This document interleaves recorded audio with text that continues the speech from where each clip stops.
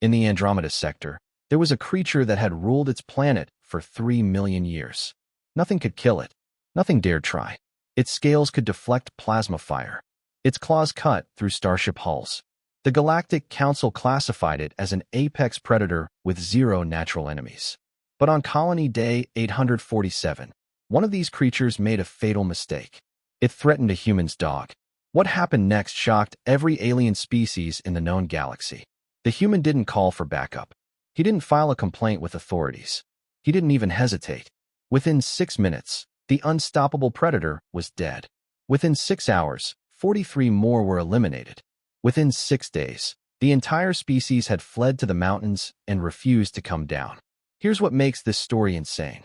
First, you'll discover why humans bonded with dogs in a way that confuses every alien civilization. Second, I'll show you the exact biological difference that turned a peaceful colonist into something the Galactic Council now calls a rage protocol activation.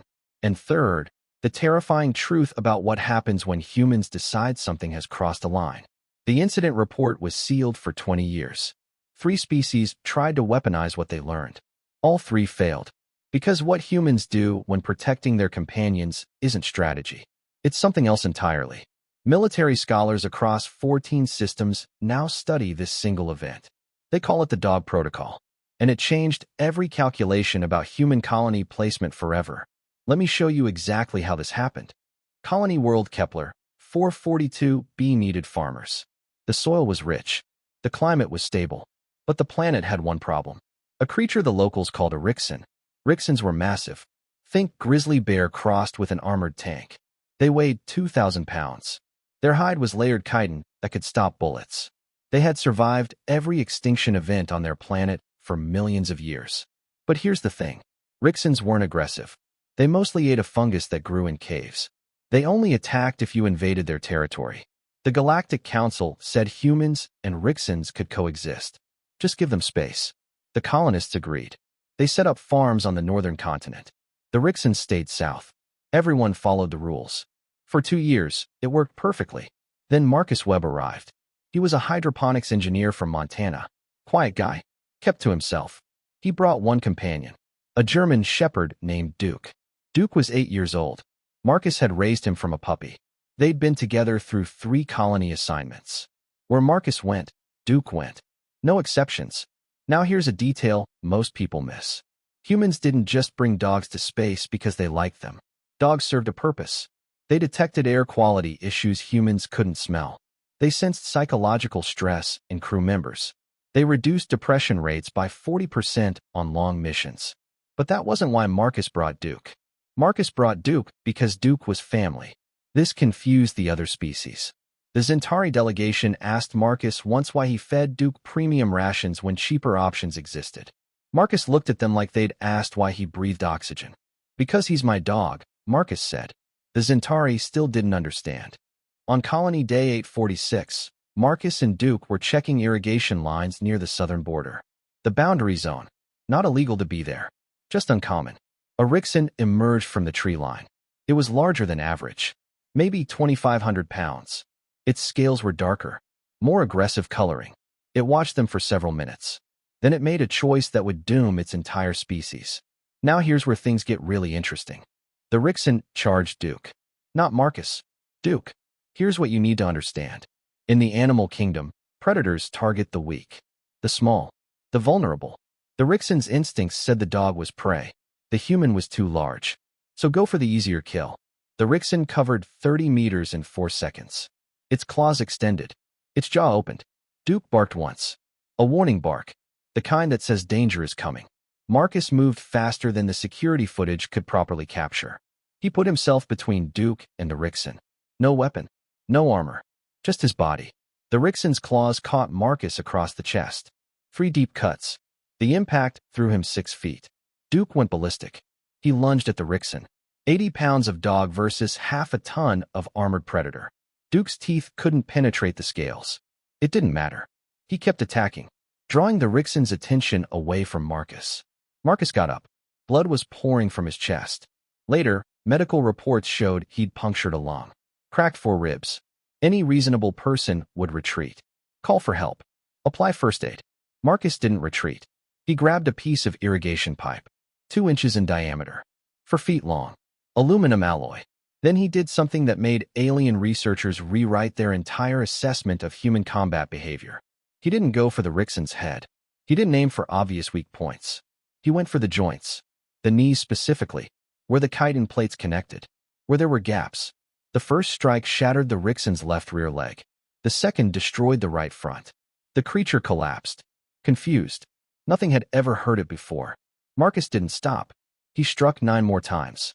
Methodical, precise, brutal. The Rixon died in 47 seconds. From first strike to last breath. 47 seconds. Here's the part that shocked xenobiologists.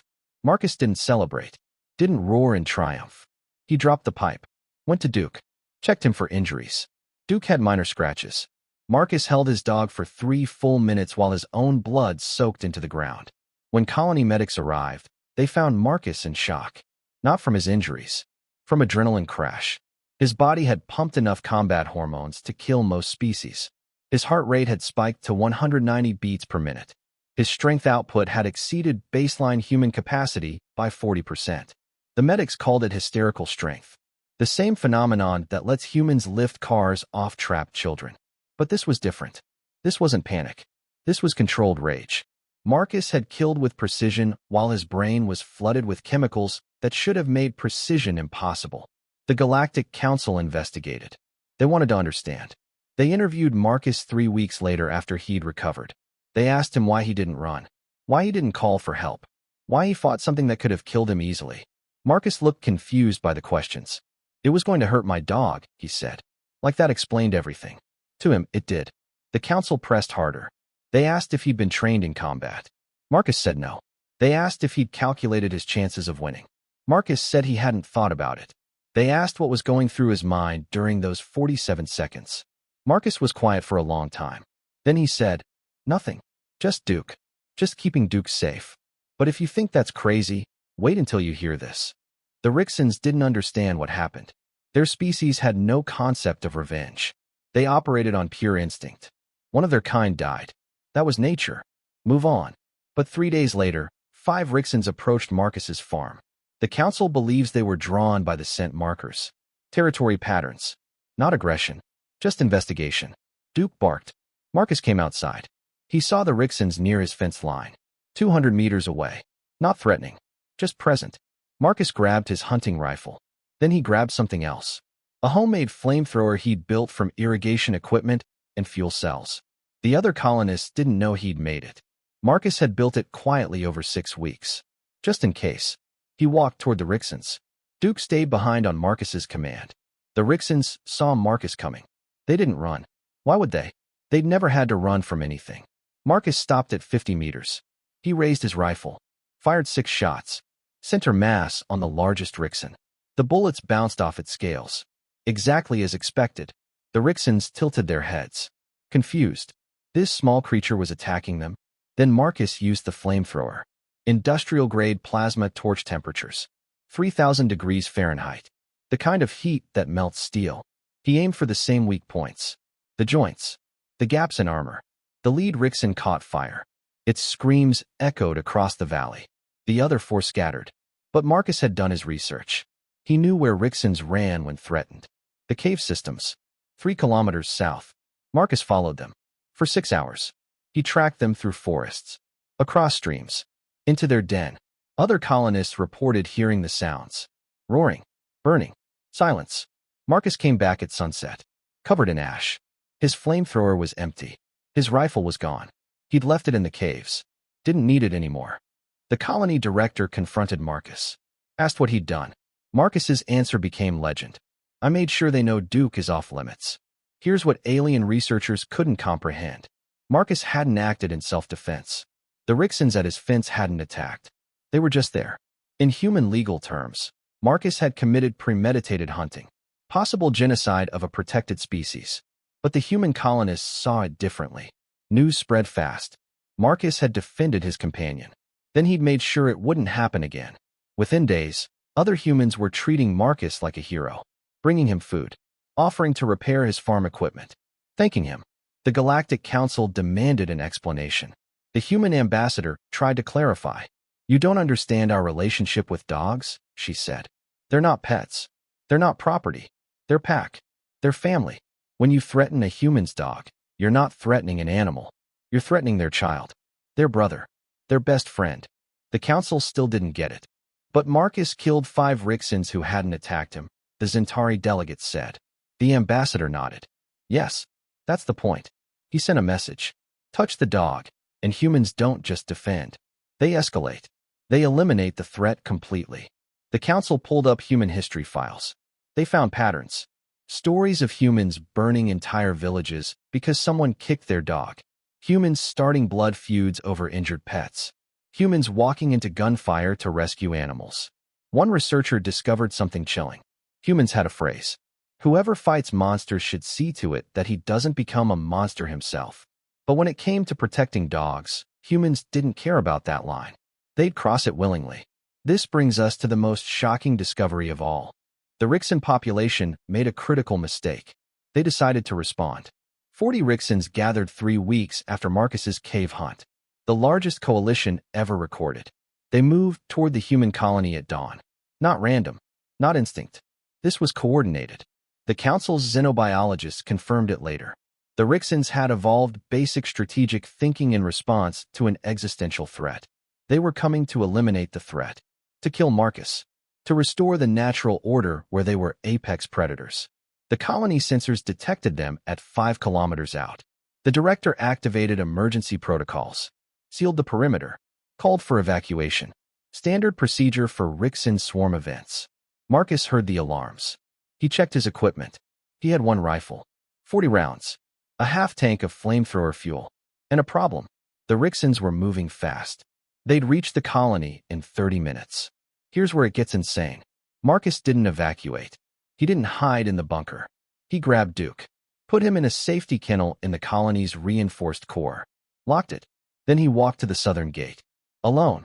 17 other colonists saw him go. 3 tried to stop him. Marcus told them to stay inside. "They're not here for you," he said. "They're here for me. I'll handle it." The director ordered Marcus to stand down. Marcus ignored him. He walked through the gate, stood in the open field, waited. The Rixons crested the hill. 40 creatures, each weighing over a ton, moving like a wave of armored death. They saw Marcus, 1 human, standing still. They accelerated. Marcus started shooting. 1 shot. 1 Rixon down. Knee joint. 2 shots. Another down. He was picking them off methodically. But 40 rounds against 40 Rixons wasn't enough. The math didn't work. The Rixons closed to 100 meters. Marcus switched to the flamethrower. He created a wall of fire. 3 Rixons caught flame. The others pushed through. 70 meters. 60. 50. Marcus ran out of fuel. He dropped the flamethrower. Pulled out a knife. 8 inches of carbon steel. Against creatures with impenetrable armor. It was suicide. The first Rixon reached him. Marcus sidestepped. Jammed the knife into its eye socket. The only soft point on its head. The creature dropped. But there were 36 more. Marcus fought for 4 minutes. He killed 3 more with the knife. Injured 5 others. But the numbers overwhelmed him. A Rixon claw caught his leg. Another slammed into his ribs. Marcus went down. The Rixons surrounded him, ready to finish it. Then they heard something. A sound that made them freeze. A sound that shouldn't have mattered, but did. Duke was barking. From inside the colony. The kennels were soundproofed. But Duke was going insane, throwing himself against the door. The sound carried. The Rixons heard it. And something in their predator brains screamed danger. Because the human on the ground hadn't begged, hadn't surrendered, had fought to his last breath. For that sound. For that creature. Then the reinforcements arrived. 18 human colonists, armed with everything they could grab. Plasma cutters, mining explosives, farming equipment. They charged the Rixons. But here's the thing. They weren't military. They were engineers, teachers, farmers. They had no combat training. They should have died in seconds. They didn't. They fought like Marcus had fought. Precise, brutal, unrelenting. Because they'd seen a man defend his dog. And something in human psychology had activated. The pack defense protocol. The battle lasted 11 minutes. 8 humans were injured. 0 human deaths. 23 Rixons died. The rest fled. So what does all this mean for us today? The Galactic Council studied the dog protocol incident for 5 years. They wanted to understand if humans were naturally violent, if they were a threat to galactic peace, if colony placement needed to be reconsidered. Here's what they found. Humans aren't naturally aggressive. Most human interactions are cooperative, friendly, even passive. Humans avoid conflict when possible. They negotiate, compromise, seek peaceful solutions, unless you threaten their pack. The research teams identified something they called the companion threshold. When humans bond with another creature, they create a psychological link stronger than self-preservation. Humans will die for their dogs. Not because of training, not because of duty, because of love. Other species don't work this way. The Centauri have companion animals, but they're possessions, valued possessions, but still property. If a Centauri's companion is threatened, they'll try to protect it, but they'll prioritize their own survival. Humans don't. Human psychology flips. The dog becomes more important than the self. Threat to dog equals threat to family. And humans have 10,000 years of evolution saying protect your family at all costs. The council found historical examples.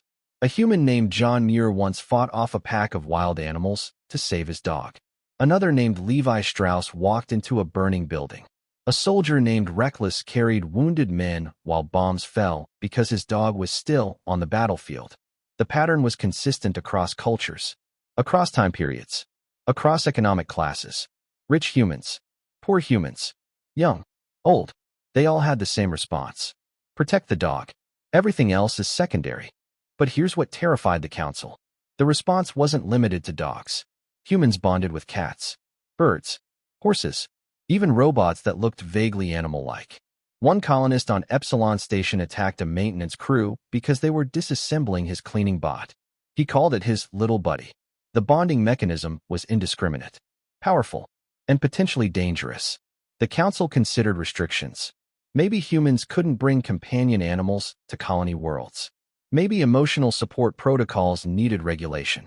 Maybe humans needed psychological screening. Then they reviewed the data again and found something unexpected. Colonies with companion animals had 40% lower violence rates. Humans with dogs mediated disputes better, worked harder, maintained better mental health. The dogs made humans better colonists. Unless you threatened the dog, then they became weapons. The council made a decision. They issued Galactic Directive 847. 3 simple rules. First, human companion animals are protected under the same laws as human children. Second, threatening a human's companion animal is considered assault on the human. Third, any species that harms a human's companion should expect immediate and disproportionate retaliation. Some species protested. The directive seemed extreme, but the council was firm. Human colony success depended on their companions, and humans with companions were peaceful, productive, valuable. Humans without companions, or humans whose companions were harmed, were something else entirely. The Rixons learned this lesson. Their population dropped 70% in 5 years. Not because humans hunted them, because Rixons developed a genetic fear response. They avoided humans completely, fled at the sight of them, abandoned their traditional territories. Evolutionary biologists called it the fastest behavioral adaptation ever recorded. The Rixons had learned in one generation what usually took thousands. Humans were not prey, and creatures near humans were absolutely off-limits. Other predator species across the galaxy received the message. Stay away from human companions. The cost is too high. Marcus recovered from his injuries. Duke lived another 4 years. When Duke died of old age, the colony held a memorial service. 300 humans attended. They'd never met Duke, but they understood what he represented. Before we wrap up, there's one final thing you need to know. 10 years after the dog protocol incident, a Centauri scientist named Crix approached the human ambassador. He'd been studying human-animal bonds for a decade. He had a theory. I think I understand now, Crix said. It's not about the dog. It's about what the dog represents. The ambassador was intrigued. Explain. Crix pulled up research data. Humans evolved in hostile environments. Predators everywhere. Scarcity. Danger. Your ancestors survived because they built packs, family units, tribes, and they defended those packs with everything they had. That's true for many species, the ambassador said. Yes, Crix agreed. But humans took it further. You didn't just defend your pack. You expanded it. You brought in dogs, domesticated them, made them family. and your brains didn't differentiate. Dog equals human equals pack. The same neural pathways fire. The ambassador nodded slowly. So when someone threatens a dog, the human brain registers it as a threat to kin, to blood. The response is biological. Hardwired. You can't turn it off even if you want to. Crix showed one more data point. Here's what's fascinating. This mechanism made humans the most successful species on Earth. You protected your extended pack so fiercely that you conquered your entire planet. And now you're bringing that same mechanism to space. Is that a problem? The ambassador asked. Crix laughed. That depends. For humans, it's your greatest strength. You'll never abandon each other. You'll never break under pressure. You'll fight impossible odds for your companions. For allies. For anyone you consider pack. And for other species? Don't threaten the pack, Crix said simply. Whatever you do, don't threaten the pack. The ambassador smiled. I think that's reasonable. Marcus never gave another interview about the incident, but he did say something once to a fellow colonist. Someone asked him if he'd do it again, if he'd risk his life for Duke knowing what he knows now. Marcus looked confused by the question. Of course, he said. He's my dog. That was it. No elaboration. No philosophy. Just a simple truth that defined a species. If this opened your eyes to what drives humans, you need to hear what happened when humans discovered their dogs could sense alien technology before scanners could. Let's recap what we've learned. First, humans have a bonding mechanism with companion animals that overrides self-preservation. It's not a choice. It's biological. When you threaten a human's dog, you're not starting a fight. You're starting a war. Second, the dog protocol changed how the Galactic Council views human colony assignments. They now understand that humans are peaceful until you cross a specific line. Cross that line, and humans become the most dangerous species in known space. Third, this bonding mechanism is actually humanity's secret weapon. It's what made humans dominate Earth. It's what makes human colonies succeed where others fail. The ability to extend family bonds beyond biology is uniquely human. And it's terrifying to species that don't share it. And finally, the Rixons learned in one generation what took other species millennia to understand. Humans are not prey. Humans are not weak. And anything a human loves is protected by the full force of human capability. If you found this story fascinating, you need to subscribe right now. We're diving deep into humanity's expansion into space. The conflicts, the alliances, the moments when humans shock the galaxy. This is HFY content at its finest. Real stories about what makes humanity unique. Hit that like button if you choose your dog over your own safety. Drop a comment telling me about your companion animal. What would you do if something threatened them? I read every comment. The community here is incredible. But here's what you really need to watch next. Remember how I mentioned dogs can sense alien technology? That story is even crazier than this one. It involves a human marine, his Belgian Malinois, and a first contact situation that almost started an intergalactic war. The twist will blow your mind. I've linked that video in the description. It's called The Dog Knew Before the Scanners Did. Watch it immediately after this. Trust me. And if you're serious about understanding humanity's place in the galaxy, check out my free newsletter. I send out expanded stories every week. Deleted scenes, extra research, behind-the-scenes details that don't make it into videos. The link is in the description. Over 50,000 subscribers already get it. Here's my question for you. What animal would you defend with your life? What creature have you bonded with so deeply that you'd cross any line to protect them? Share your story in the comments. Let's see how universal this human trait really is. The dog protocol changed the galaxy. But it only happened because one man loved his dog more than he feared death. That's humanity in a nutshell. We bond. We protect. We fight impossible odds. And we never, ever abandon our pack. Thanks for watching. I'll see you in the next video where we explore the most shocking first contact failures in galactic history. You won't believe what humans did when they met the Hive Collective. Until then, stay curious and hug your dog.